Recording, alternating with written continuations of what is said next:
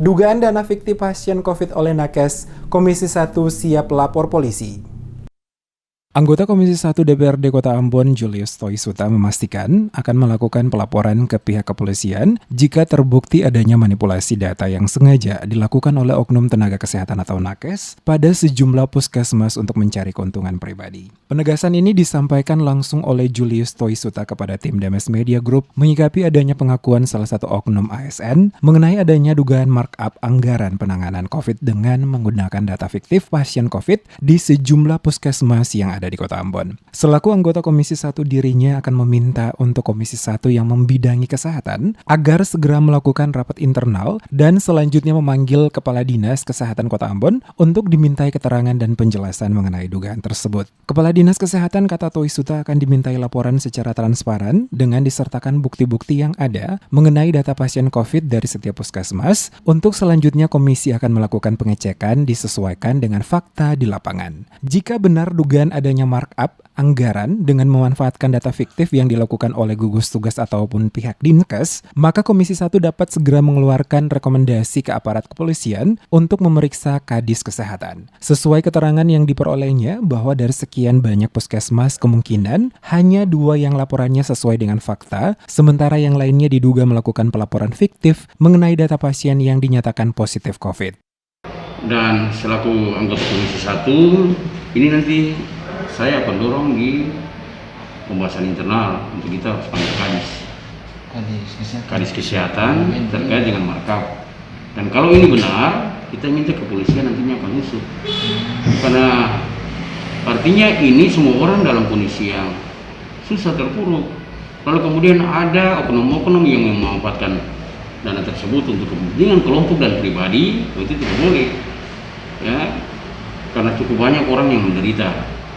Orang hidup dalam penderitaan bukan hanya karena corona, tapi imbas corona dari sisi ekonomi itu terpuruk.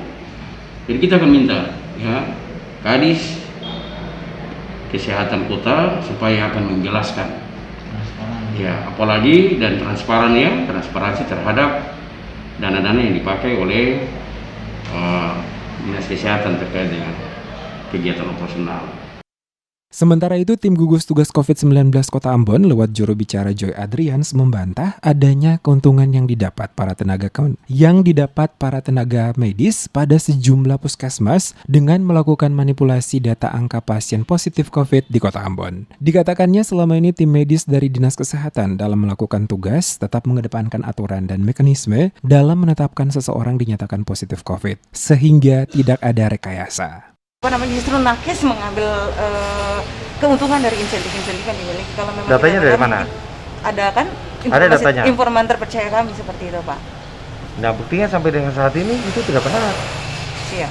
Kalau misalnya itu benar, silakan data itu tenaga kesehatan yang kalau misalnya dari dalam, silakan bawa ke gugus tugas supaya kita bisa melihat hal ini. Siap, Pak. Yang jelas sampai di sana sini tidak ada hal yang bisa dibuktikan bahwa dengan peningkatan kasus ODP, PDP, lalu itu berdampak kepada nakes dalam pemberian insentif. Tidak ada itu.